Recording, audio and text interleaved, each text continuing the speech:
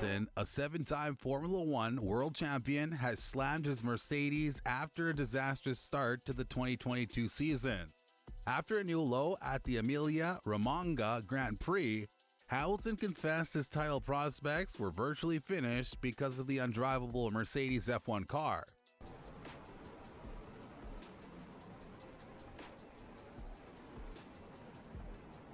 As a response, Mercedes boss Toto Wolff admitted the same. Today's video shows that Wolff and Hamilton speaks about undrivable Mercedes F1 car. Hamilton is a British car driver who has won several Formula One Grand Prix races. Hamilton began his driving career at the age of 8. When he was 10 years old, he won the British Kart Championship.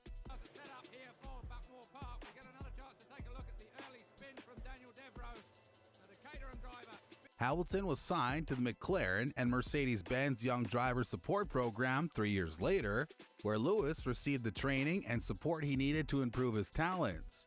He holds the F1 record for most race victories and is tied for the most driver titles with Michael Schumacher. He was the first black driver to win the Formula One Drivers' Championship in 2008.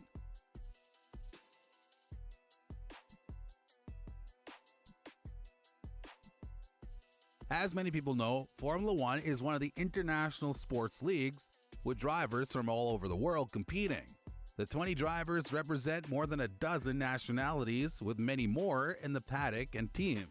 With the new season in 2022 and the start of a new era, Formula One had a clean slate. New race directors, team pairings, liveries, and newly constructed cars that adhere to the technical standards were introduced. The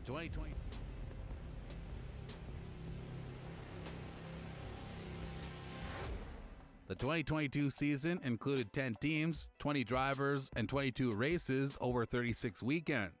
Every protocol seemed perfect, and everyone thought about what could go wrong with the 2022 season. But Mercedes had its plan.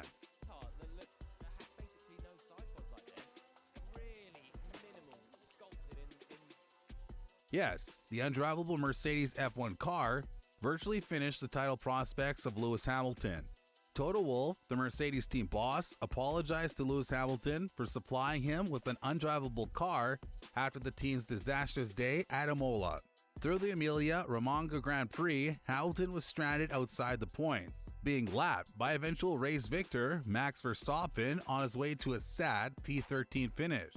Hamilton was classified outside of the points for the second time since the 2013 Spanish Grand Prix, following his P15 in Azerbaijan last season after his lockup at the restart. While teammate George Russell gained 5 positions on the opening lap, the 7-time world champion could not make the same progress and spent most of the racing trailing Lance Stroll and Pierre Gasly.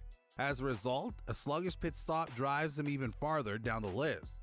After crossing the line, Wolff apologized over the team radio. "Hey Lewis, sorry for the long drive you had to make today. I understand that this is undrivable and that we do not deserve to win," Wolff said. "We'll continue, but this was a dreadful race, Toto. Don't be concerned, I'm sure whatever occurred was terrible. Let's keep working hard," Hamilton said, responding. Wolff said to Sky Sports Formula One when questioned about Hamilton's race, "We got squeezed by the Alps," he explained. "When you're not in a DRS train, the other 2 cars, Esteban Ocon and Pierre Gasly, undercut and there's no passing. We observed with George how far the automobile could go in the open air.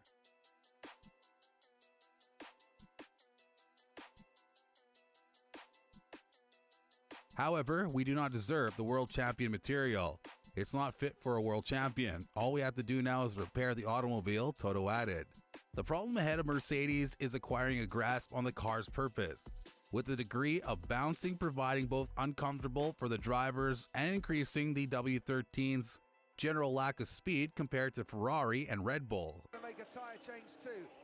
Verstappen into the pits and out again. Leclerc into the pits and out again. And Wolff is well aware that a solution must be found in time for the first Miami Grand Prix in a fortnight.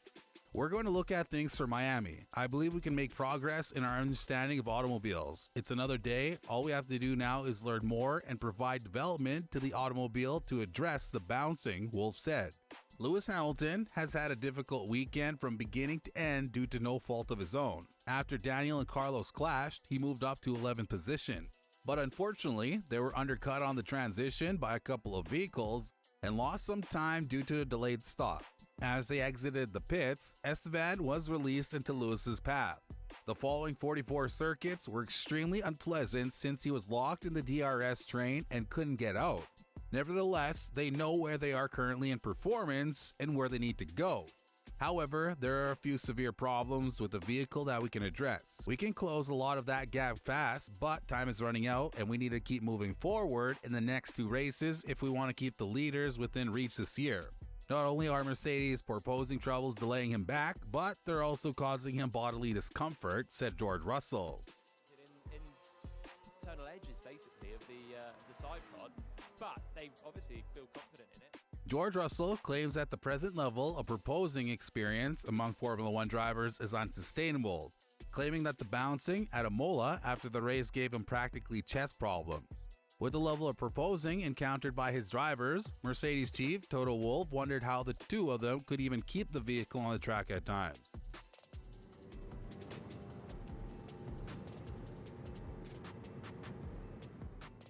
Russell stated that the level was the highest so far this season and that it was starting to cause him back difficulties. Russell initially mentioned proposing issues during preseason testing, implying that it may be a safety issue at worst. And he thought that was the worst he'd ever had 2 weeks ago in Melbourne. I believe the basic issue that overshadows everything is that our automobile has a higher purpose than others.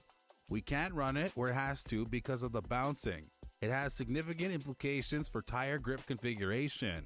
One is related to the other, and I believe that if we master the purpose, we will be able to unleash more performance from the automobile. If we do not address this, we'll be forced to pursue a more traditional development route that we have yet to follow. I want to give us enough time to make an informed decision, Wolff stated. As a result, Mercedes' hunt for answers continues as the problems plagued them at the start of the season. Warm-up is bad on this tyre, just do what you can. As Lewis Hamilton sees the Red Bull. Unfortunately, due to the regulation change, it does not appear to improve without labeling his W13's architecture a poor notion. Toto Wolff is the first to recognize that what Mercedes has done does not comply with the rules. With all new technical restrictions in effect, the Formula 1 grid will look significantly different this season as the teams implement their interpretations of the rules. The new vehicles use ground effect aerodynamics, which means the floor creates a downforce and its vortexes, which drags the car into the track. The greater downforce, the faster the vehicle. However, the championship leader, Ferrari, went with a thick body with baby bath side pods, and Mercedes went the entire other route and added 0 pods. And this, according to experts, is a big part of Mercedes' reproposing dilemma. While their teams experience the bouncing, Mercedes' bouncing is extreme even when the vehicle is not moving at full speed.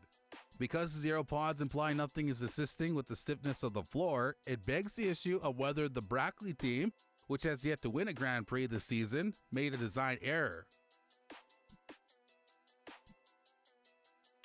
Wolff made an excellent argument. You don't have to throw away the extraordinary, but you should cut your losses if underlying issues prevent us from realizing the car's full potential.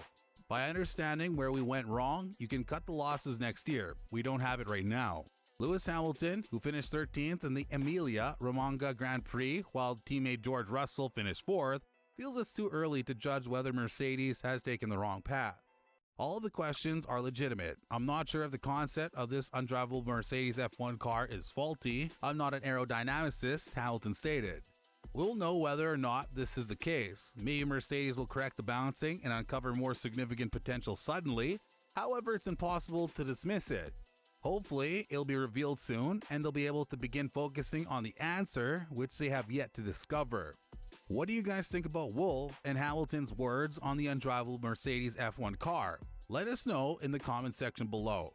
Did you like our video? Then before you leave, never miss to hit a like and subscribe to our channel. If you're a newbie to our channel, ensure that you hit the bell button to stay updated.